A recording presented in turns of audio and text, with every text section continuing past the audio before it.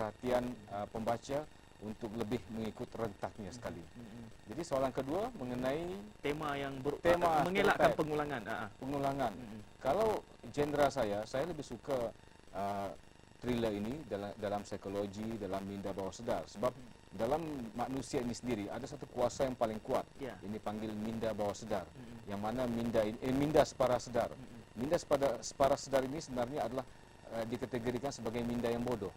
Jadi oleh kerana bodohnya itu, kita kena masukkan maklumat. Jadi dia sebagai steering untuk kita mencapai apapun yang kita cita-citakan. Kita mencapai apa yang kita hajatkan. Jadi sekarang ini secara, kalau tidak keterlaluan, saya ingin mengatakan bahawa untuk tempoh 2 tahun ini saya sudah ada novel. Cuma belum diterjemahkan dalam bentuk tulisan. Sebab saya gunakan minda separa sedar ini untuk memberi maklumat bahawa saya mampu menghasilkan novel-novel yang baik, novel-novel yang prolific, dan idea saya tidak pernah putus. Tapi ini saya bantu dengan doa. Doa itu penting. Sebab kalau kita lihat kepada sejarah Islam itu sendiri, bahawa doa itu sebenarnya senjata yang paling ampuh, senjata yang tidak akan terlawan. Sebab pemegang senjata itu adalah Maha berkuasa sendiri, Allah Ta'ala. Tadi, tuduhan Zaiful, Ramli penulis pembunuh watak. Adakah ini satu teknik, image atau pendekatan yang... Pendekatan novel thriller. Saya, novel-novel saya lebih kepada hakikat.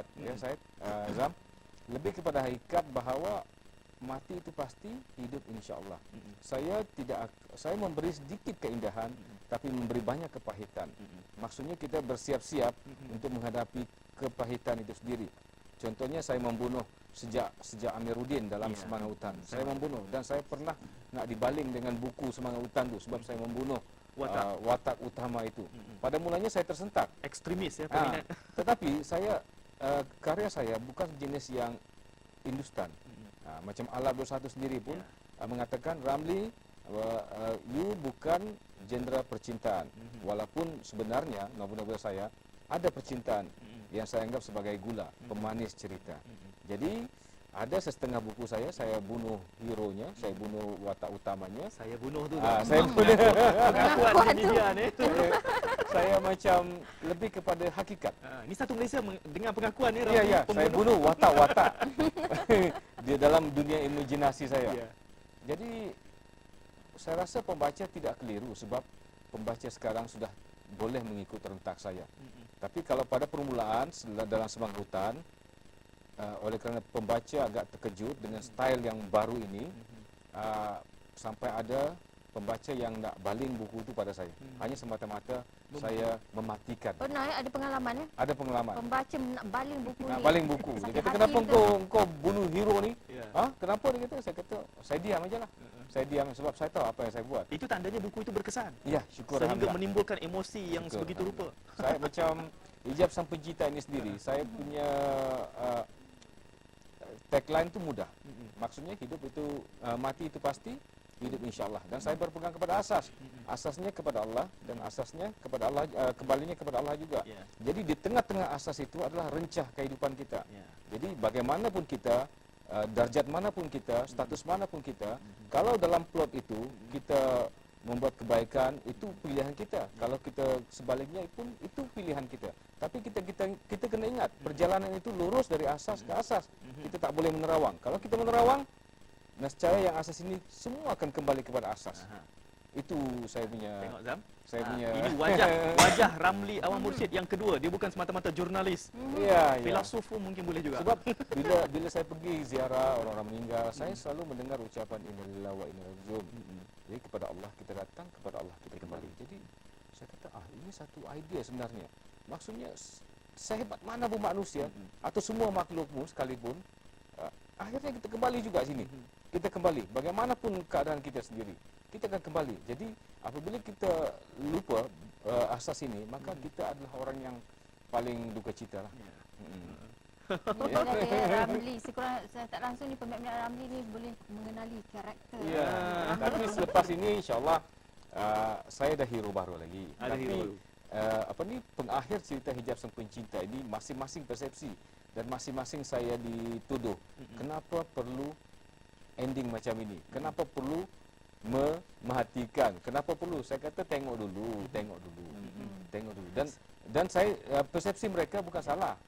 Bukan salah, tapi saya ada persepsi saya sendiri. Okey. Jadi setakat ini trilogi ini khatimah lah, lengkap. Apakah ada nanti sequel kuadriloginya, heksaloginya? Saya tak tahu.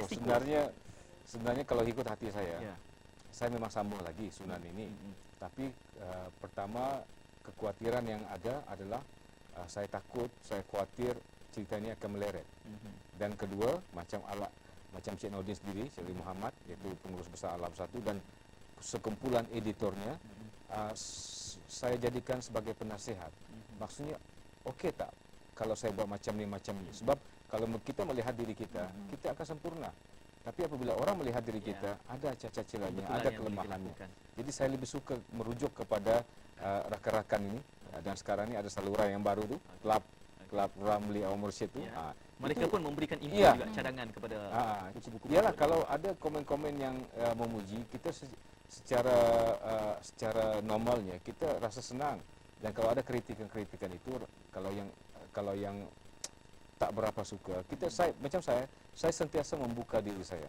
Jadi apabila saya melihat yang pujian, yang kritik, saya kadang diam terlalu lama dan saya jadikan rangkuman-rangkuman ini untuk memperbaiki tulisan saya. Walaupun akhirnya saya tidak akan mampu mencapai 100% kebaikan itu.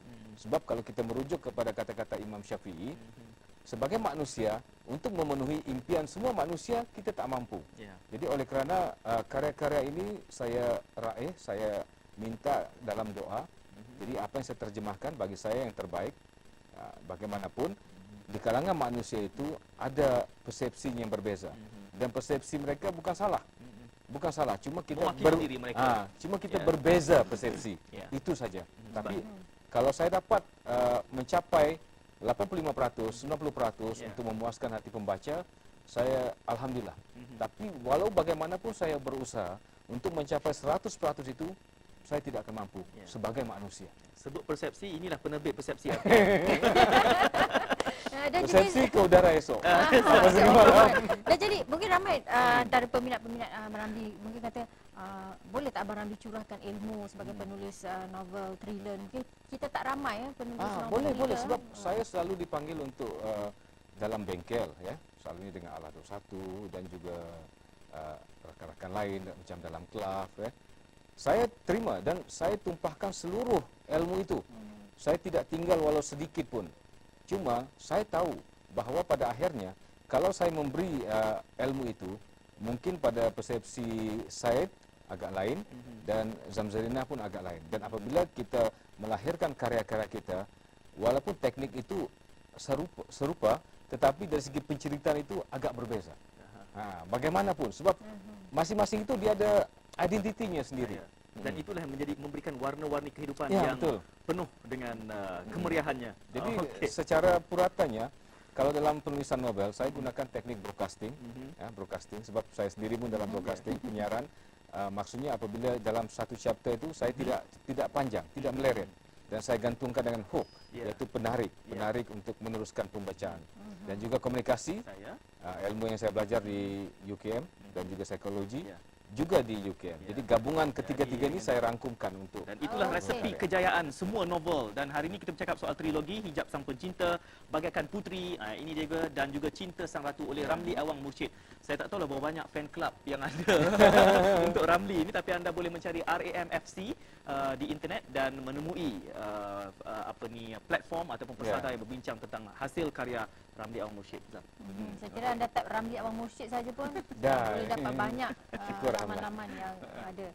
Okey, baik. Kita ucapkan terima kasih kepada Ramli Awang Mursyid kerana sudi bersama kita. Terima kasih kerana berjumpa saya. Cerita dengan panjang lebar falsafah-falsafahnya. Jadi kita akan beri laluan kepada warta jam 9 dahulu dan jangan ke mana-mana. Kembali bersama kami.